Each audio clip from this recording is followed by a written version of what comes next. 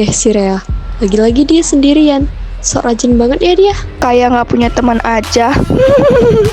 Udahlah, jangan gitu terus. Kenapa, Cat? Takut? Ini cuma bercanda. Heh, Rea. Belajar mulu. Gak capek apa jadi bahan tawa satu kelas? Kenapa sih, Clar? Emang aku ada salah apa? Justru itu masalahnya. Kamu terlalu suci.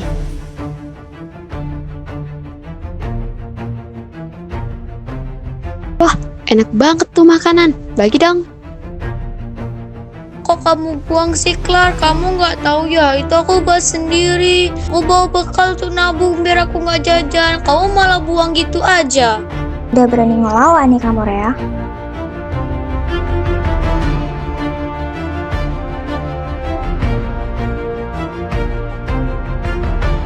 Kamu nggak apa-apa kan, Rea? Aku bantu sampai ke kelas ya.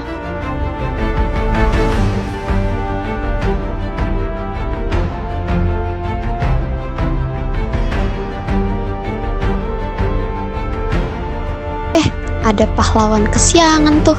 Sok-sok bantu anak culun itu. Kamu keterlaluan ya, Clarissa. Kamu nggak boleh buat orang sampai seperti ini. Ini namanya kekerasan. Tahu apa sih kamu tentang kekerasan itu?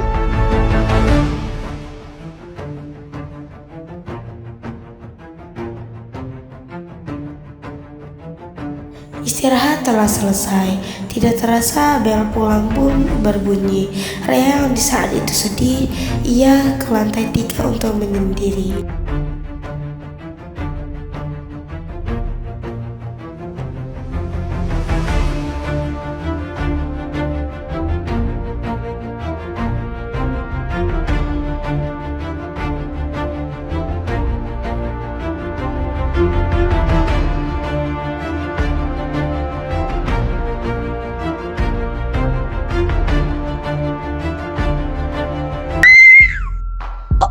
Kok kamu bisa di sini?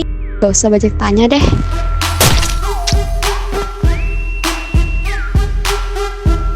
Korban sudah tewas. Segera ke lokasi.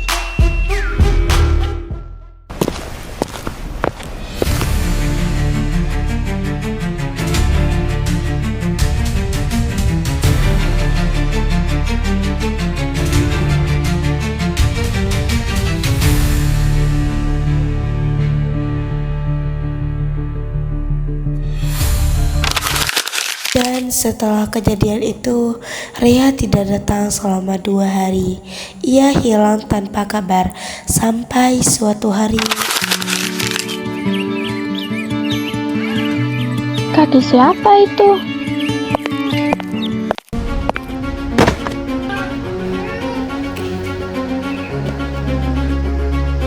Ibu, Rea, Bu. Kenapa, Nak? Tapi dia di sini, Bu. Kamu yang benar. Ikan, Bu. Ceritanya, aku dari kelas mau ke perpustakaan untuk minjem buku. Terus aku lihat ada kaki seseorang di situ. Aku samperin. Terus pas aku lihat itu mayat Rea, Bu, yang sudah nggak bernyawa. Baik, Nak, nanti kita bicarain lagi. Ibu mau lapor ke Kepsek dulu. Menerima laporan kekerasan dan penyerangan korban di sekolah ini. Korban atas nama Rea. Kami tidak tahu pasti apa yang terjadi. Kami akan membantu sepenuhnya. Baik, tetapi kami butuh keterangan dari semua yang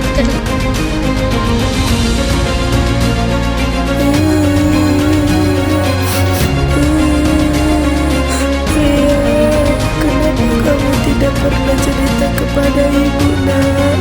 Mama kira kamu baik-baik saja di sekolah. Nara, kami menemukan bahwa Rea bunuh diri dari lantai 2. Tolong besok pagi datang ke sidang. Baik, Pak, saya akan datang. Pada siang hari di lokasi kejadian, kalian semua ada di situ. Siapa yang pertama kali menuju rumah?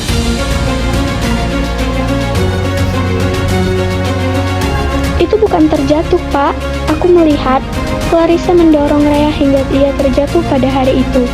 Saya tidak masuk sekolah beberapa hari, dan aku menemukan Rea di belakang sekolah. Lalu, aku menemukan ini di lantai 3. Pasti ini kamu kan? Tapi jangan sok tahu deh, itu bukan aku. Mungkin aja itu orang lain. Kamu satu-satunya orang yang gak suka sama Rea. Emang ada bukti lain selain itu? Dia tuh jangan sok tahu. Jagoan kamu di sini.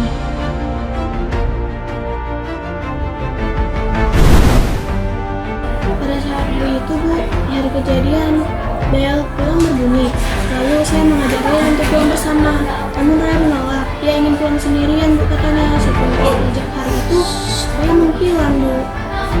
Melihat kejadian Clarissa bunuh Rea, Bu, tapi Clarissa mengancam untuk menutup kasus ini. Besok di pengadilan kan harus membuka suara dan tidak boleh diam lagi. Darah telah tumpah, tapi kebenaran belum sepenuhnya bicara. Di balik seragam dan senyum, hukum mulai menatap mereka satu persatu. Esok harinya mereka semua pergi ke pengadilan untuk mengurus kasus ini. Sidang dibuka. Kasus kekerasan dan pembunuhan terhadap siswi bernama Rea akan dimulai. Saudara Ervin, apa yang Anda lihat saat kejadian? Pada jam pulang sekolah, saya melihat Rea dibunuh oleh Clarissa. Namun tak lama kemudian, datang seorang pemuda yang menyeret jasad Rea ke belakang sekolah. Baik, bagaimana dengan saksi saudara Catherine? Apa yang Anda lihat saat kejadian? Saat saya ingin menuju ke perpustakaan, saya melihat jasad Rea yang sudah tidak bernyawa di belakang sekolah.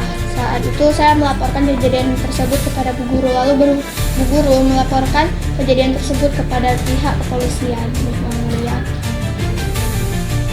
Anak saya bukan malaikat, tapi dia juga bukan musuh siapapun.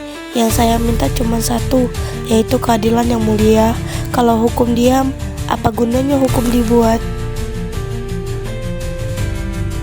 Setelah mempertimbangkan semua bukti dan kesaksian, pengadilan menjatuhkan hukuman 2 tahun pembinaan khusus kepada terdakwa Clarissa atas tindakan kekerasan berat dan pembunuhan terhadap korban bernama Rea. Bu Lunara, saya tahu permintaan maaf tidak bisa menghidupkan Rea kembali, tapi saya janji mulai hari ini saya akan menjalani hidup dengan menembus dosa saya. Saya ingin suatu hari ibu bisa memaafkan saya walau sedikit saja. Keadilan bukan hanya soal hukuman, tapi juga tentang keberanian mengakui kesalahan. Darah boleh menetes, tapi dari situ lahir disadarkan bahwa setiap manusia terikat oleh hukum kebenaran. Sebenarnya kan aku cuma disuruh. Satu kelinci putih telah lenyap, dan aku masih lapar.